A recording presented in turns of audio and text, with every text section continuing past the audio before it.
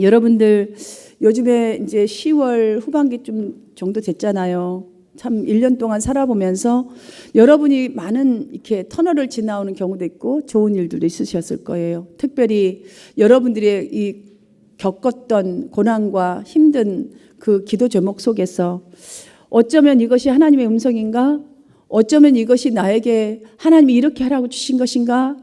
라고 느껴지는 것들이 있으실 거예요.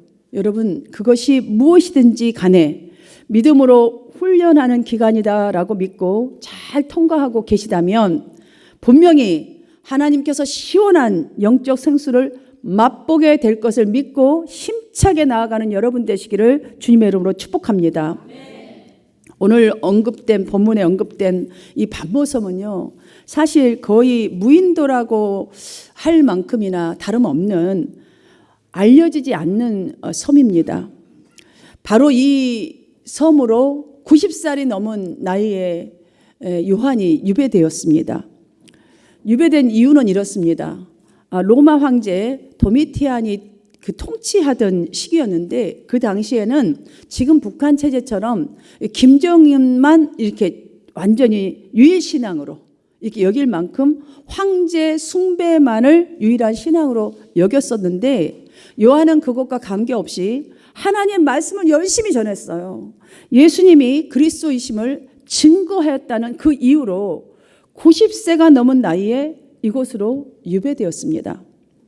여러분, 이러한 상황이라면, 이러한 상황에 처해버린다면 여러분 열심히 승승장구하다가 나름대로 열심히 그 소신을 가지고 잘 살았는데 이런 처지가 탁 되어버린다면 보통 사람들은 자기 스스로의 자신의 인생을 부끄럽게 여기거나 수치스럽게 여기게 되죠. 주로 유배. 주로 예전에 여러분들 사극을 보아서 알겠지만 유배라는 것은 그 중형 죄 짓고 이랬을 때 보내잖아요.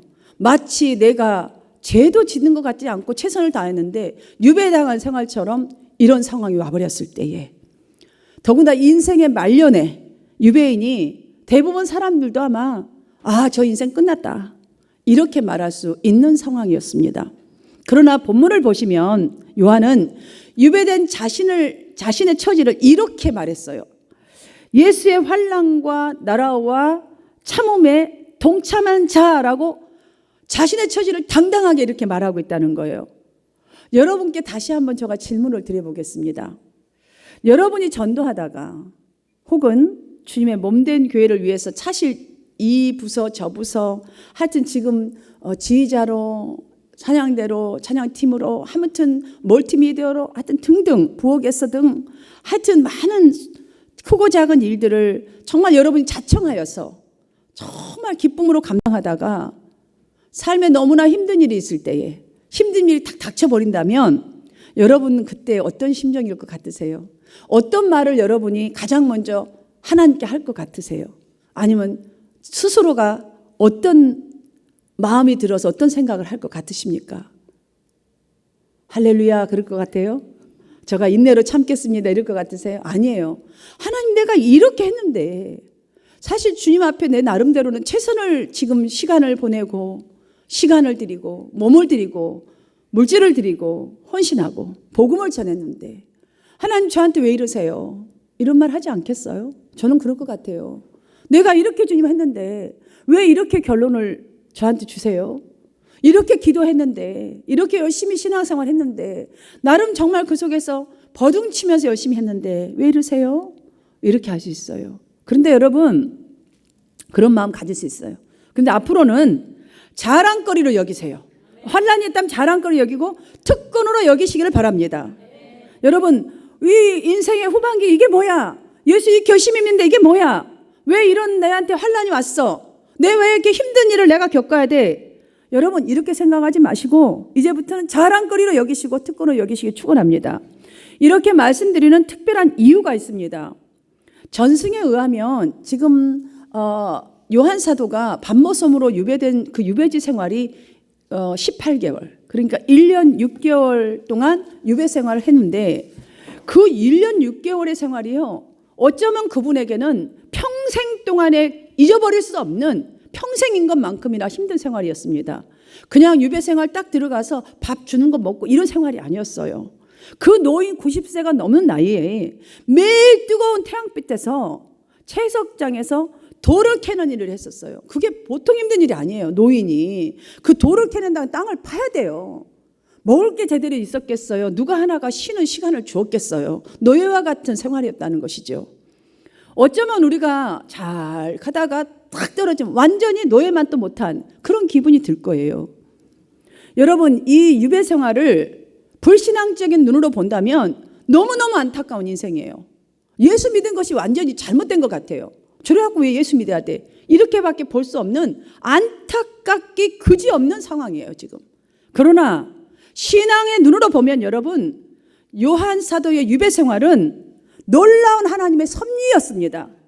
놀라운 하나님의 구속의 역사로 전환되었다는 이 사실 앞에 제가 유배 생활의 결론 먼저 일단 말씀을 드리고 설교를 제가 시작하기를 원합니다. 왜냐하면 결론 먼저 들어야 여러분들이 그 무비 올 때 빵 하고 터져 나오는 뭘 보면은 아, 결론이 이렇게 진행돼서 나오겠다라는 걸 알 수 있잖아요.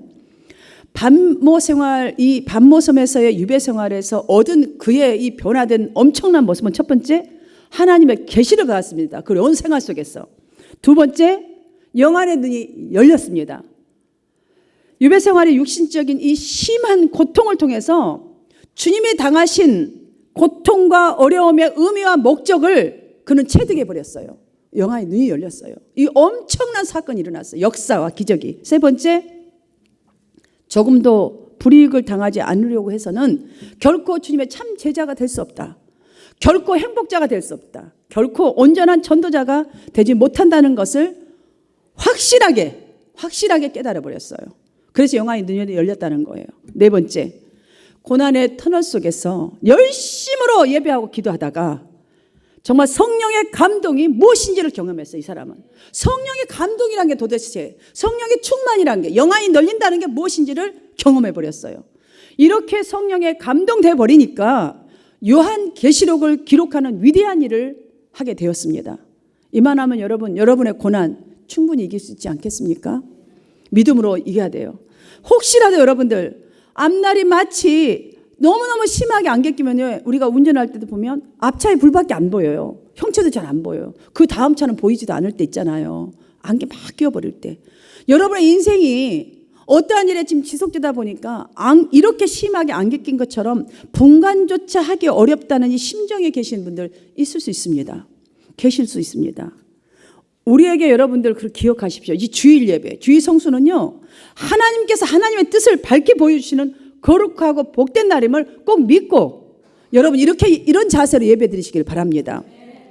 여러분들 보시면요, 90세에 넘긴 이 노구를 이끌고 정말 한 점과 같은 망망대의 섬에서 유배당해서 있는 그 요한의 이 심정, 요한의 삶을 보십시오. 심정은 완전히 쓸쓸한 외로움이에요. 나 주위에 아무도 없는 외로움. 이 외로움은 겪어본 사람이 알 거예요. 겪어본 사람만이. 그 다음에 이 정도로 고난 겪은다면요, 이거는 완전히 모든 힘을 다 잃어버릴 수밖에 없는 상황이에요.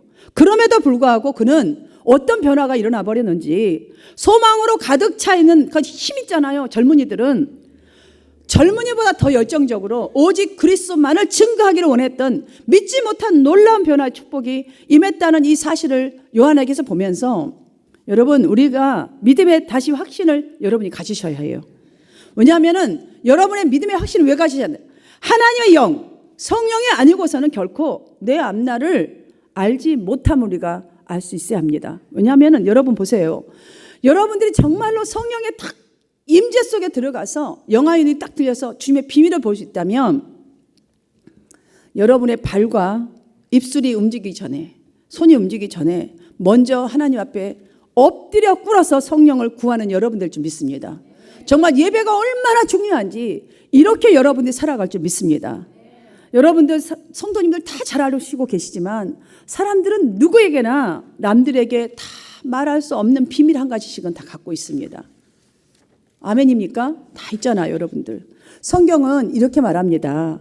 사람들의 눈에 비밀스럽게 감추어 있는 것이 나타나는 것. 지금 요한에게 딱 나타났잖아요. 이것을 계시라고 말해요.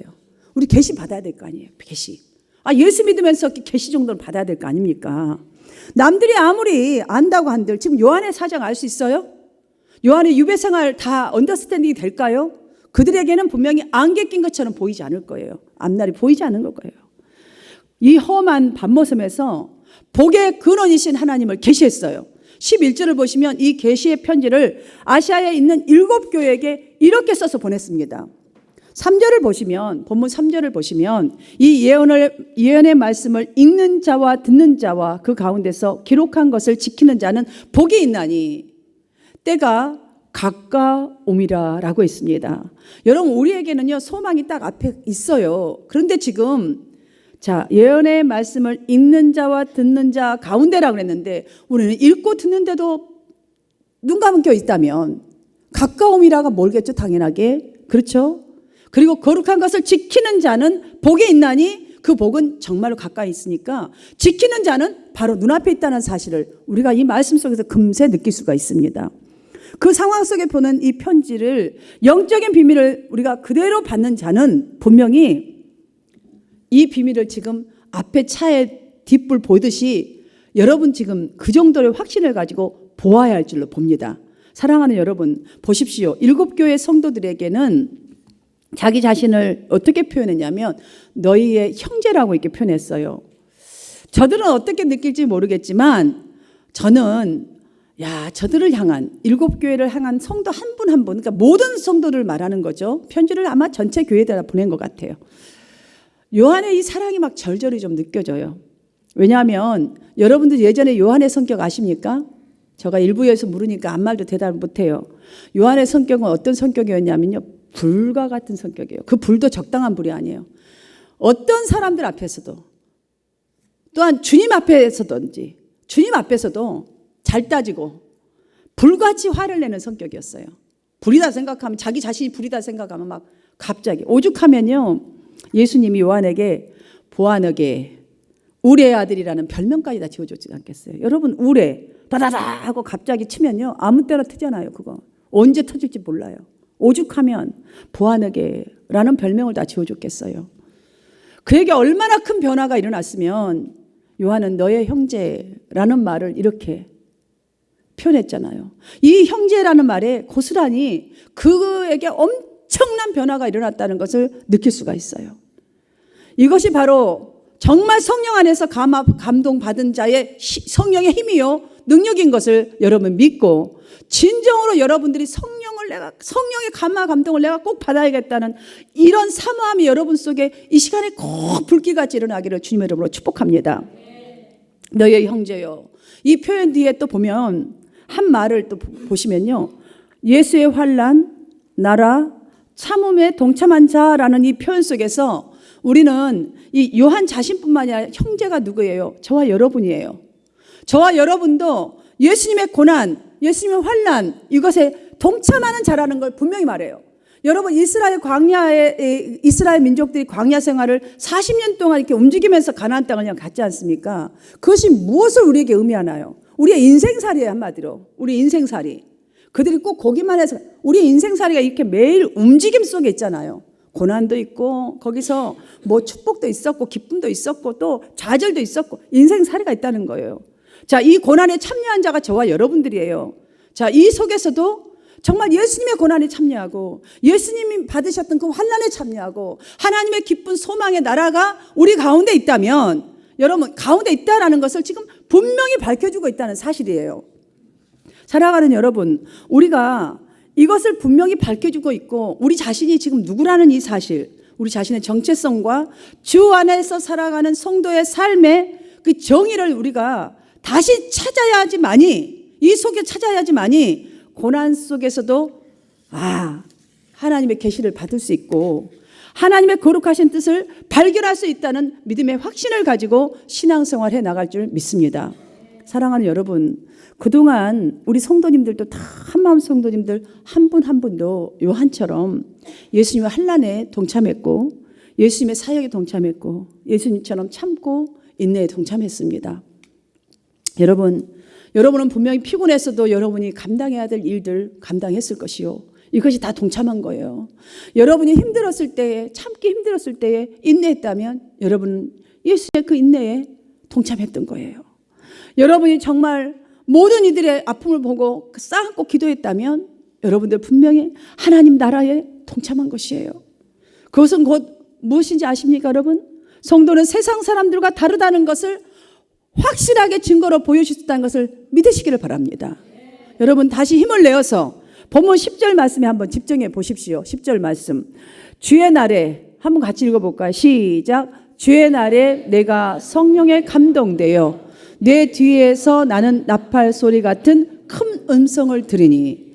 우리가 이렇게 하고 있다면 우리가 이거를 절대로 놓치지 아니하면 안 돼요. 아까 특권과 우리가 가진 거라 특권이요 자랑으로 삼아 있잖아요. 여러분 지금 비록 다 이루어지지 않아서 안개처럼 두렵고 떨리는 마음이 있다 할지라도 정말 여러분들 이 확신을 가지고 내가 성도는 다른 세상 사람과 다르다. 저 성도와 나는 달라야 한다. 난 정말 다르게 하고 있다라는 이 확신을 가지고 간다면 분명히 주의 날에 성령이 감동하셔서 성령의 음성이 성령의 지도하심이 역사하심이 여러분 가운데 있을 것을 믿으시고 나아가시기를 축복합니다. 여러분 여기서 보면 주의 날이라는 말씀 하셨잖아요. 지금 우리에게는요 한 주간의 첫날인 정말 주일 예배를 의미하기도 합니다. 주 예배 너무너무 중요합니다. 예배는 모두 다 중요하다는 소리예요.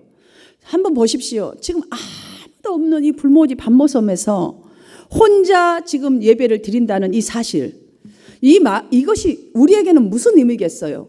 여러분이 어쩌면 지금 고난 중에서 아무리 성도가 많고 아무리 많은 교회가 있고 지금 세상에 지금 빵빠레를 날리며 가는 것 같아도 지금 여러분이 주의를 지금 지키고 있는 여러분의 마음은 어쩌면 혼자 심히 외로운 사람으로 주님 앞에 서서 지금 예배할 수 있습니다.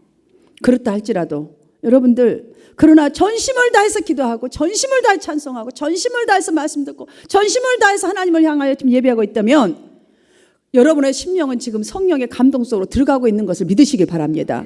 여러분 그렇다면 분명히 어느 날 가까움이라 했잖아요. 어느 날 주님의 때에 여러분 그 가려움에 정말 그 가려움에 있던 나의 보이지 않았던 이것이 영화에 트여지고 확신을 갖게 되면 핍박에 직면하여서 정말 배교의 위기를 맞고 있는 소아시아 7교회에 소망과 승리의 비결을 알려주셨던 메시지를 전했던 요한처럼 여러분도 내가 옛날에 그렇게 돌아왔다. 나도 유배를 당했던 삶을 살았다. 그러나 내가 진정으로 기도 속으로 들어가 보고 참 예배를 드린 자로 정말 그렇게 한번 해봤더니 그 고통 속에 해봤더니 내가 이렇게 주님을 만났노라고 여러분도 만방에다 선포하는 여러분 되실 줄 믿습니다. 지금 우리 중에도 요한과 같은 심정으로 분명히 주일 예배를 드리고 있는 분들 계실 수 있습니다. 저는 밤모섬에 유배된 요한에게 임한 이 성령의 임재, 이 축복을 보면서 정말 우리가 요한을 통해서 세 가지 교훈을 잘 보고 갖고 실천한다면 여러분들 분명히 저는 믿습니다. 전도자로 복된 자로 살아가게 될 것을 저는 믿습니다. 우리 모두가 오늘부터 정말 요한처럼 지금 현실 앞에서 어떻게 살아야 하는지 한번 이 교훈을 받아보겠습니다. 그래야 해서 꼭 이 소망을 붙들고 첫 번째로 주일 성수에 목숨을 거십시오. 목숨을 거십시오. 정말로 주일은요 어디를 가나 꼭 지켜야 된다는 것 그거 있어야 돼요. 하나님이 우리에게 명령한 날이에요. 복 주시면 명령한 날. 너가 내게 말하면 내가 너를 듣고 응답하리라. 분명히 약속해 주셨어요. 두 번째로 하나님의 말씀으로 살아야 인생이 복된다는 이 간절한 마음이 있어야 돼요. 정말 내가 하나님의 말씀으로 내 인생을 살아야 내가 복된 인생을 산다는 이 마음만큼은 절대로 여러분 희석시키지 마십시오. 세 번째, 듣는 말씀을 붙잡고 간절히 한번 정말로 기도 속으로 들어가 보려고 훈련하십시오. 정말 중요합니다. 마지막으로 우리 삶의 중심에 교회가 있어야 하나님께 온전히 쓰임받는 사람으로 하나님이 축복 주시는 인생이 될 수 있다는 것을 꼭 명심하는 이 믿음 가지십시오. 여러분 요한에게서 우리가 오늘 이 네 가지는 꼭 배워야 합니다. 요한이 네 가지를 했더라고요. 여러분 본문 한번 10번만 읽어보십시오. 이거 저절로 터득이 될 거예요. 요한의 삶과 그가 보낸 편지 속에서 어떤 것을 했기에 도대체가 했는지 어떤 것을 했는지. 그러므로 노한 이 사도의 정말 밤모섬의 노년의 이 나이의 밤모섬의 유배는 더 이상 인생의 비전 없다라고 하는 이 체념할 수 없는 고난이 아니었다는 것을 우리가 알 수 있습니다. 우리가 인생의 나이가 얼마가 들었나, 얼마나 고난이 있나, 이것은 체념의 동기와 결론이 아니라는 거예요. 보기에는, 느끼기에는 소망이 흔들리고 신앙이 흔들리는 현실이었습니다. 이 요한의 유배 생활은. 그러나 그가 7교회에, 정말 7교회, 그러면 즉 전체 교회라고 저는 봐야 돼요. 완전 숫자잖아요. 7교회에다 보낸 편지를 보십시오. 그 유배 생활 속에서 그 각 교회에다 신앙 정신 차리라고, 일어나라고, 이러고 있으면 안 된다고 엄청난 일을 감당했던 그의 변화의 모습을 보면서 우리는 깨닫는 것이 참 많습니다. 저는 여기서 몇 가지를 깨달았습니다. 아, 하나님은 밤이나 낮이나 불꽃 같은 눈동자로 하나님의 자녀인 나, 여러분, 우리의 마음을, 나의 마음을 감찰하시고 또 나의 믿음을 보시고 계심을 다시 깨닫습니다. 그러니 우리의 신음한 소리 듣고 응답하신다는 그 말씀이 딱 맞아 떨어지더라고요. 비록 내가 환난 중일지라도 이 현재를, 나의 미래를 생명으로 이끄시고 다시 오실 그리스도를 소망하면서 우리 모두가 정정으로 깨어서 기도하기를 게을리하지 않는다면 성령께서는 반드시 역사하심을 이 요한을 통해서 또 깨닫게 됩니다. 그리고 비록 우리의 지금 현실이 참 힘들고 어렵습니다. 벽없고 힘들다 할지라도 하나님의 말씀과 복음을 증거하는 열정, 그 열정으로 정말로 예배 가운데 우리가 열심을 다하고 기도한다면 그 가운데서 수많은 사람들을 감화 감동케 하는 살아있는 자로 하나님을 배우는 날, 그 축복을 받는 날이 정말로 일어남을 다시 한번 깨닫습니다. 사랑하는 성도 여러분, 우리 각자에게도 사도 요한처럼 주님을 향한 진실된 믿음, 진실된 예배, 진정한 기도, 진실된 헌신이 다 있습니다. 여러분에게도 다 있습니다.